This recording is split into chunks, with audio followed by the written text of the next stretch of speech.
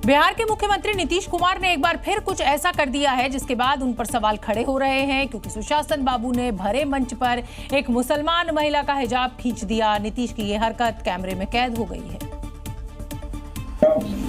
दरअसल पटना में सीएम नीतीश आयुष डॉक्टरों को नियुक्ति पत्र बांट रहे थे। एक एक कर लाभार्थियों का नाम अनाउंस कर बुलाया जा रहा था। अब इसी दौरान एक मुस्लिम महिला का नाम पुकारा गया। महिला हिजाब पहने मंच के पास पहुंची थी। सीएम ने महिला को नियुक्ति पत्र दिया और अचानक ही महिला का हिजाब खींच दिया। सीएम की इस हरकत से महिला असहज हो गई। वहीं डिप्टी सीएम सम्राट चौधरी और दूसरे अधिकारियों ने सीएम को रोका। कैमरे के सामने नीतीश कुमार की अजीबोगरीब हरकत अब नए विवाद को जन्म दे चुकी है। आरजेडी ने वीडियो शेयर कर सीएम नीतीश की हालत पर सवाल उठा दिए हैं। महाराष्ट्र में शीतकालीन सत्र के दौरान एक बेहद ही दिलचस्प वाकया हुआ। यहाँ डिप्टी सीएम एकनाथ शिंदे ने पूर्व मुख्यमंत्री उद्धव ठाकरे की तुलना धुरंधर फिल्म के विलेन रहमान डकैत से कर दी और सदन में ही पूछ लिया कि मुंबई की तिजोरी लूटने वाला रहमान डकैत कौन है। मुंबईच्या तिजोरीवर दरोडा टाकणारे हे रहमान डकैत कोण आहेत, त्याचा शोध घेतला पाहिजे। इतना ही नहीं बल्कि उन्होंने उद्धव ठाकरे पर तंज कसते हुए ये भी कहा कि ऐसे कितने डकैत आए और गए। इतिहासात असे अनेक डकैत, रहमान डकैत अनेक आले आणि गेले पण, आणि असल्या रहमान डकैतांना पाणी पाजणारी धुरंधर महायुति है। दरअसल महाराष्ट्र के नागपुर में इन दिनों शीतकालीन सत्र चल रहा है। इसी सत्र में मुंबई में कामकाज को लेकर चर्चा के दौरान शिंदे ने उद्धव ठाकरे पर हमला बोला। साथ ही आरोप लगाया कि उद्धव ठाकरे नागपुर में घूमने के लिए आते हैं। बता दें कि अगले साल ही मुंबई में बीएमसी का चुनाव होना है। ऐसे में सभी पार्टियां अपने अपने तरीके से विरोधियों पर हमलावर हैं और अब इसमें रहमान डकैत की भी एंट्री हो चुकी है।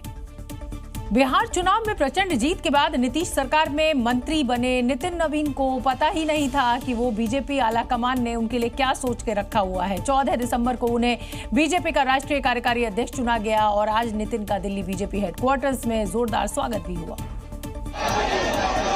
पटना से दिल्ली पहुंचते ही नितिन नवीन का ग्रैंड वेलकम हुआ। कार्यकर्ताओं ने जय श्री राम और भारत माता की जय के नारे लगाए। नए बीजेपी अध्यक्ष की गाड़ी जैसे ही बीजेपी हेडक्वार्टर में एंट्री लेती है, वैसे ही उन पर फूलों की बारिश हो जाती है।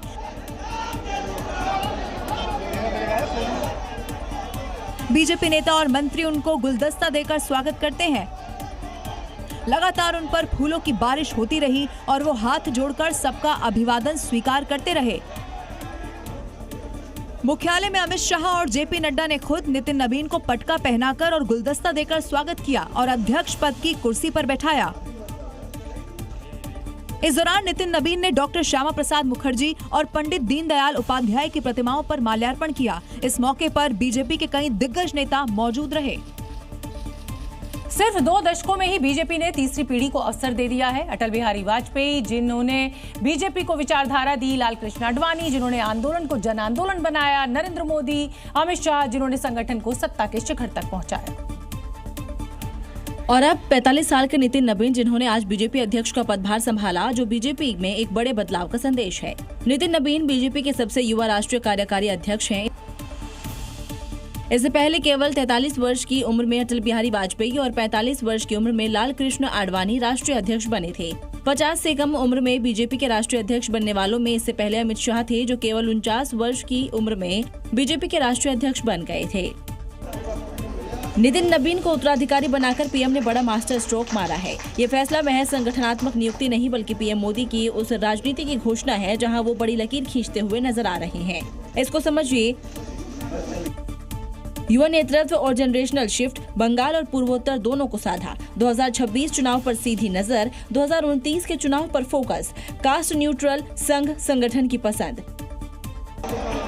बीजेपी संघ संगठन और सरकार तीनों की पसंद के रूप में नितिन नवीन बीजेपी की तीसरी पीढ़ी का नया अध्याय लिखने को तैयार है।